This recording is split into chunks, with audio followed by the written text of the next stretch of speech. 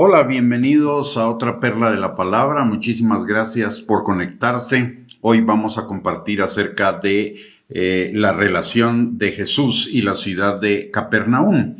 Para comenzar, todos los hechos de la vida de Jesús, las enseñanzas, todos los lugares, todos los nombres que se refieren a Jesús y todas las cosas que sucedieron en el Antiguo Testamento apuntan a Jesús, tienen una razón de ser, no son una casualidad. Y dentro de ellas está la ciudad de Capernaum. La mayor parte de su ministerio, Jesús no lo pasó ni en Jerusalén ni en Nazaret, sino que lo pasó en la ciudad de Capernaum, una ciudad que está situada en el mar de Galilea, a la orilla del mar de Galilea, de acuerdo a lo que es la geografía y también en cuanto a la importancia en el ministerio de Jesús, nos lo dice la palabra en Mateo, capítulo 4, versículo 13, dice, y dejando a Nazaret, vino y habitó en Capernaum, ciudad marítima en la región de Zabulón y de Neftalí. Y esto también se debió al cumplimiento de una palabra profética pronunciada muchísimos años antes del nacimiento de Cristo, de que pueblo que estaba en tinieblas vería gran luz, y a ese pueblo se refería al pueblo de Zabulón y de Neftalí. La ciudad de Capernaum en hebreo se llama Kafar Nahum, y Kafar significa en hebreo aldea, cobijo y también expiación, reconciliación, misericordia, perdón, mientras que Nahum significa en hebreo compadecer, compasión, consolador, consolar y misericordia. Por lo tanto, el nombre de Capernaum podía entenderse como el lugar del cobijo, de la expiación, de la reconciliación, de la misericordia, del perdón, de la compasión, de la consolación. Y todas esas palabras definen el ministerio de Jesús. Capernaum fue el lugar donde él dio la mayor parte de sus enseñanzas que libertan a las personas, donde él sanó a los enfermos, extendió perdón a los pecadores, recibió a los rechazados y marginados, sanó a los quebrantados de corazón, de acuerdo a lo que nos enseña la palabra también en Lucas 4, 18 al 19, que nos enseña acerca del ministerio de Jesús. Y la palabra dice, el Espíritu del Señor está sobre mí, porque me ha ungido para dar buenas nuevas a los pobres, me ha enviado a sanar a los quebrantados de corazón, a pregonar libertad a los cautivos y vista a los ciegos, a poner en libertad a los oprimidos, a predicar el año agradable del Señor. Y este es el año todo esto nos habla de compasión, nos habla de misericordia, de tal manera que siendo Capernaum el lugar donde Jesús pasó mucho más tiempo en todo su ministerio terrenal, ahí es donde más manifestó todas estas cosas, la compasión, la misericordia, la reconciliación, etcétera.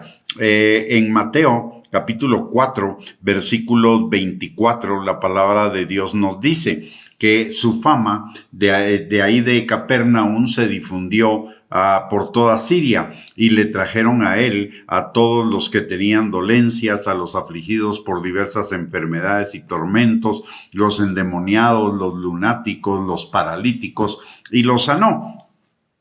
Entonces el hecho de que él tuviera la base de su ministerio en la ciudad de Capernaum nos habla de las características de ese ministerio: un ministerio de misericordia, un ministerio de consolación, un ministerio de cobijo, un ministerio de consuelo, de misericordia, en general de compasión. Pero la palabra Nahum también está relacionada con arrepentimiento. Y recordemos que el arrepentimiento es la condición esencial para entrar en el reino de Dios, la condición esencial para disfrutar de las bendiciones del reino, de la compasión, de la misericordia, de la expiación, de la redención, de la sanidad, de la liberación, de la salvación, etc. La palabra dice en Mateo 4:17 que desde entonces, después de haber salido del desierto, dice la palabra que Jesús comenzó a predicar y a decir: arrepentíos porque el reino de los cielos se ha acercado. De tal manera que también la palabra Nahum nos habla de la condición esencial para los de la fe. En el arrepentimiento nos acercamos a Dios. Perdón por las interrupciones, pero la línea de internet estaba fallando. En el arrepentimiento nos acercamos a Dios para encontrar consuelo, misericordia, sanidad, restauración, milagros, y acudir y nos permite acudir a Jesús, acudir al cobijo de su misericordia. Recordemos lo que dice también el Salmo 91, versículos 1 y 2, que el que habita al abrigo del Altísimo morará bajo la sombra del Omnipotente. De tal manera que necesitamos para poder vivir en el cobijo de la misericordia de Dios, para poder vivir bajo la sombra del reino de Dios y de su justicia, y lo primero que necesitamos es el arrepentimiento de la vieja manera de vivir, y ello lo hacemos a través de una oración que salga del corazón, un deseo, un anhelo del corazón de pedirle perdón al Señor, reconociendo nuestros pecados para que Él nos perdone y nos limpie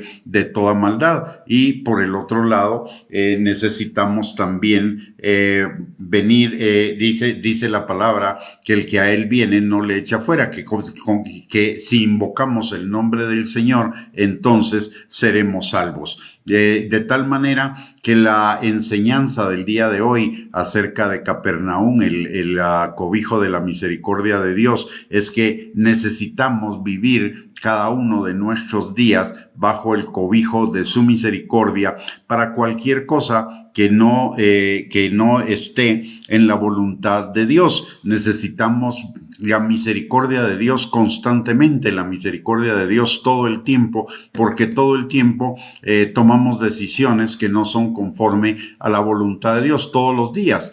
Quizá no constantemente durante cada instante de nuestra vida, pero sí en el transcurso de cada día tomamos decisiones que no son conforme a su voluntad, y ello nos saca del reino de Dios, de acuerdo a lo que dice Mateo capítulo 7, versículo 21, nos saca de la compasión, de la misericordia de Dios. Necesitamos regresar a ella mediante el arrepentimiento cada uno de los días de nuestra vida. Por eso la palabra dice en Lamentaciones capítulo 3, versículo 22 al 23, que nuevas son cada mañana sus misericordias y que su fidelidad es para siempre. Necesitamos entonces vivir todos los días bajo la misericordia de Dios, viviendo bajo su cobijo, bajo su reino. Esa es la enseñanza que nos da la ciudad de Capernaum en relación con Jesús. Vivamos cada día dentro de su misericordia, primero que nada entregándole nuestra vida a Cristo como nuestro Señor y Salvador, y en segundo lugar, caminando cada uno de nuestros días bajo su misericordia, guiados por su palabra y guiados por su Espíritu Santo. Con esto hemos llegado al final de esta enseñanza. Que el Señor les bendiga. Muchísimas gracias por conectarse, y si Dios lo permite, nos volvemos a reunir para otra perla de la palabra más adelante, para seguir edificando nuestras vidas en nuestra fe, y para seguir conociendo a Jesús, el centro de nuestra fe y el centro de nuestra vida como creyentes. Bendiciones, un abrazo para cada uno.